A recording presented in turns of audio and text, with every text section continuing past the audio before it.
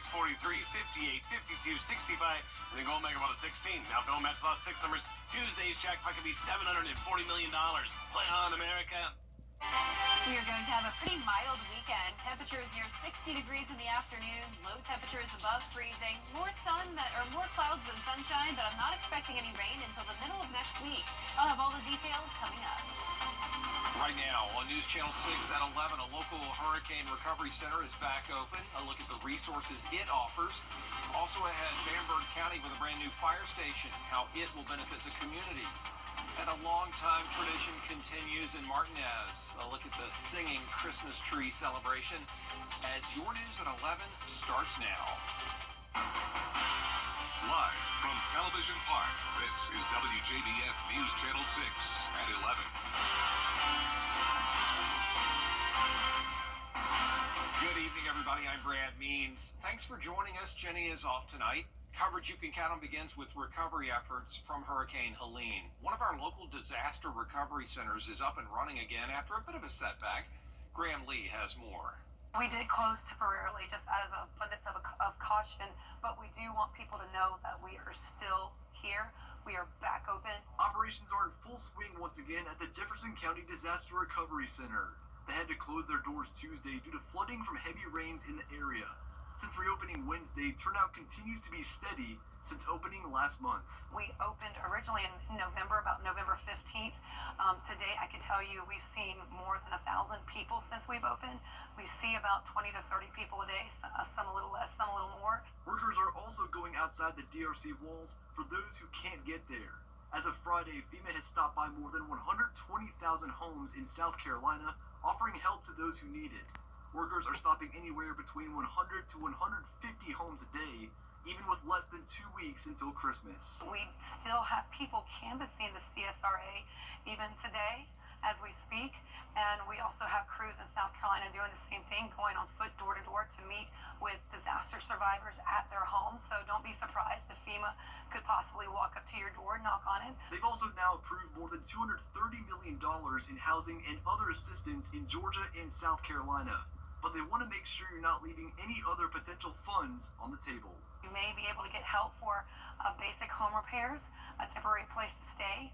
If you're self-employed, you may be able to get assistance for any equipment for your job that was damaged, such as farming equipment, such as a laptop, a tractor if you're a farmer, also medical, dental. And if you have someone unfortunately pass away as a result of Helene, you may be eligible for funeral reimbursement. So there's quite a variety of ways this assistance can be used, but it's important that you reach out to us. For more resources from FEMA, you can find that information on our website, WJBF.com.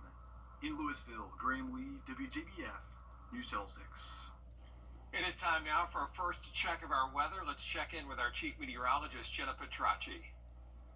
Well, Brad, we had a very cold start to our Friday. Here's a look at the almanac for Augusta Busch Field. Our temperatures this morning got all the way down to the upper 20s, but notice our record low is 6 degrees, so that's actually pretty warm compared to the record. And then our high today made it to the 60-degree mark, so getting close to our average of 62. No rain today, and it's nice and dry tonight. 44 degrees in Augusta, a light wind of just 3 miles per hour coming in from the northwest. Dew points in the upper 30s, visibility perfect. Tomorrow morning, I'm not expecting any frost. Temperatures will be in the upper 30s to low 40s, so definitely much warmer than it was last night. All right, Terry Lambert Hyundai Skyview Cam showing nice conditions this evening over SRP Park. You can't really tell on our Skyview Cam, but it is pretty cloudy outside, but no rain associated with these clouds.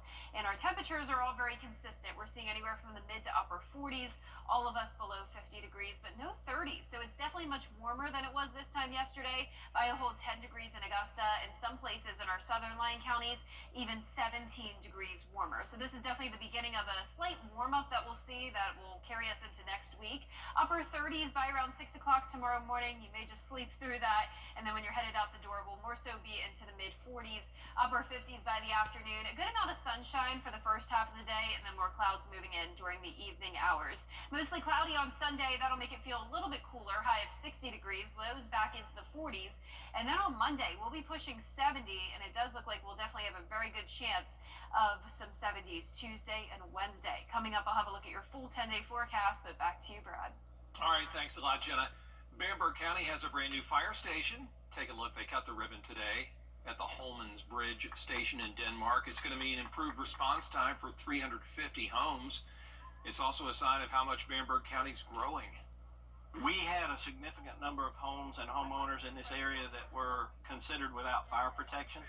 So now that we've brought a fire station closer to their communities, they will now have a better classification. It'll save them on their homeowners insurance and put the resources that they will need closer to them should they need it. And right on cue, first responders got a medical call right after that ribbon cutting. Demolition continued today at the James Brown Arena. Crews have actually been working for a few months now, but it's only recently started to be visible from the outside. Look, you can see the roof is caved in, so it's gone. And once the old building comes down, they're going to build a new JBA thanks to a half-penny sales tax that you, the voter, approved. Demolition should be finished by the end of February. A beloved holiday tradition in this area is back. It's the singing Christmas tree at Abilene Baptist Church, now in its 46th year, as Isabella Moody reports. For over 4 decades, Abilene's The Singing Christmas Tree has been cherished to many during the holiday season. We were invited by friends the first time and just loved it. Thought it was great, so we make it a point to come every year. The shows go from December 12th to the 15th. Tickets are free, but they encourage attendees to bring a new unwrapped toy for Toys for Tots. Letting the community be involved and not just coming and seeing a show, but giving back to the community. And because that's really what this is all about. It doesn't cost anything. This is just a way for us to be a blessing to our community, and then for that community to be a blessing back. The show includes interactive singing, a 28-foot Christmas tree, and around 200 singers, musicians, and cast members to bring the holiday spirit. I think that this is just a good program to go to, especially with Hurricane Helene that happened. Like she was saying, just bringing the community together. Many returning people I spoke to agree that the reason they enjoy this tradition, along with many others, is because of the meaning behind it. It brings everybody together. It's something they can look forward to every year. And this is a really good production. They do a really good job putting on the story of baby Jesus and bringing everybody together and remembering the reason for the season. People want to be reminded of the real reason for the season, and I think the church atmosphere really helps out a lot. It was others' first time attending, and they don't see it being their last. I definitely think this could become a new tradition for us, for sure. They have 3 shows left, but tickets are sold out for the shows this year. You can see more of the Singing Christmas Tree on our Christmas Eve special, Joy to the CSRA, at 7 p.m. on Christmas Eve. In Martinez, Isabella Moody, WJBF News Channel 6. Well, tomorrow the city of Harlem set to host its first major festival since Hurricane Helene forced them to cancel the Oliver Hardy Festival. It's the Downtown Harlem Festival, set up at the Plaza and the museum. It'll run from 11 tomorrow morning until 5 p.m. Then the parade starts at 6. They'll light the tree right after that. And here's the parade route. It starts at Harlem City Park, goes east on Milledgeville Road, north on North Louisville Street, west on West Forest Street, and then it ends on Milledgeville Road and Louisville Street. They're going to close the streets before the start of the parade and reopen everything once it's over. The TW Josie boys basketball team getting a nice donation from City Gear and the Soul School program tonight. The team got a check for $3,250. Each member is going to get to shop after hours at a store with a $100 gift card. We spoke with coaches and representatives from City Gear who talked about the importance of giving back to the community. Right now, with the guys and the situation that we in right now, we ain't the most fortunate. So we still kind of helping the guys in terms of their needs and all that, so that they'll be straight, so they can be productive. Check is made out to the team. We also do stuff off the court with the boys as well. And it's just to give back to the boys. I always say the 3 C's, the community, the court, and they give just to give back for the grades. City Gear has donated to the Josie girls basketball team for the past couple of years, and they say the partnership really is a meaningful success. Nice job by everybody there. Coming up, students from one local high school are playing for a state title tomorrow in a unique sport. We'll tell you about it after the forecast from Jenna. And we'll have some seasonable temperatures over the weekend and more clouds than sunshine, but no rain for now. Next week, we will have some slight rain chances along with even warmer temperatures. I'll have your full Viper 6 forecast when we return. Are you ready to Live 5 for 6 Skyview Network, sponsored by Terry Lambert Hyundai. Now, your most accurate forecast with WJBF Live 5 for 6. Good Friday evening. I hope you're having a great start to your weekend so far. It was a nice Friday for us, just some cloud cover, but no rain. We still have high pressure and control up the East Coast. Warm front to our west, so we're on the warm side of things, and you can definitely see it on our temperature map, so you can tell exactly where that warm front's located. 50s in Oklahoma City, but 20s in Omaha, and teens to the north of that. 70s all the way in South Texas and South Florida, and for us, we're still in the 40s, but definitely much warmer than it was last night when we had 30s around this time. So 44 in Evans, 46 in Washington, Wrightsville 45, 48 in Swainsboro, and that's about as warm as it gets. Here's our Terry Lambert Hyundai Skyview cam now outside the station. In Augusta, we're at 44 degrees, northwest wind very light at 3 miles per hour, dew point of 39. Now our temperatures will go down to 39 around 4 a.m., 37 by 6 o'clock in the morning. You may just sleep through those hours, but then when you wake up and you're headed out the door, there could still be some mid-40s and then upper 50s by the afternoon. Now, we will have a decent amount of sunshine tomorrow, but it will also be breezy, and we'll see temperatures above freezing for both your Saturday and Sunday morning. So we're definitely seeing a bit of a warming trend. Overall, typical December temperatures for us tomorrow, 62 at 4 p.m. We'll have sunshine in the morning and afternoon, but then clouds will be increasing throughout the day. Winds sustained up to around 10 to 15 miles per hour. So you can see the clouds clearing by tomorrow morning, and then they'll come back in Saturday night. We'll have a cold front to our north and west with a big chunk of rain ahead of it. That would look like it's coming in our direction, but it really just fades away by the time it gets down towards Georgia. So I'm really not expecting even a drop of rain over the weekend, just those clouds on Sunday. Now, our next big thing will be a low pressure setup with warm and moist air coming in next week. So the pattern will become more active with a pretty decent chance of rain on Thursday and some isolated showers possible on Wednesday. And ahead of this system, will definitely warm up quite a bit. 73 for your high on Tuesday, 72 on Wednesday, and then back down to the mid-50s this time next week. December 21st is next Saturday, and it does look like it will be pretty chilly, highs in the 40s. But by the time we get to Christmas, December 25th, we will have enough time for those temperatures to start to warm up a bit. So I'm thinking mid to upper 50s most likely for your highs on Christmas Day. But of course, we're still 12 days out, so things could change, and we'll keep you updated on that. Our lows tonight will be in the mid-30s in our northern counties, mid-40s down towards the southwest. Highs tomorrow will be in the mid-50s towards the north. Most of us getting to around that 60-degree mark, if not higher. Your 10-day forecast showing the temperatures the warmest between Monday through Wednesday of next week. Partly cloudy skies, the lows going all the way up to around 50 degrees. Then that rain chance comes in on Thursday, followed by the big cool down Friday, and then especially by next weekend, we'll have the sunshine and low temperatures back down into the mid-20s. All right, thank you, Jenna. Students from Burke County High School on their way to the Georgia Fall State Esports Championship. It's Burke County's first trip to the title round. It's also the first full year they've had an esports program. Just started last spring. I wanted to do esports ever since I was a kid anyway, because, you know, I like playing games, and I also wanted to go competitive as well, but I just didn't know how. But as soon as this came up, I just thought this was a good opportunity to start. It's a good and new way to get to know other people, as well as getting to spend time with them and have fun with each other again. Burke County faces Early County at 10 o'clock tomorrow morning, and then the championship is at 11 a.m. All the best to them for sure. Still ahead, investigators trying to figure out a motive in the murder of the United Healthcare CEO. We're going to have an update on that story covering the extradition hearing. But first, the winning numbers from tonight's South Carolina Lottery Pick 39. But first, the winning numbers from tonight's South Carolina Lottery Pick 3908. Pick 4 tonight, 9655. The fireball was 0.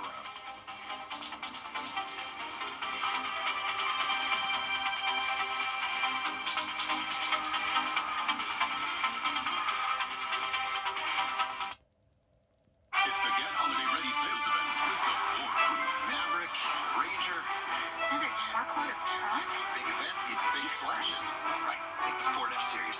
Best-selling trucks for 47 years. Gas, hybrid, electric. And big selection means great deals.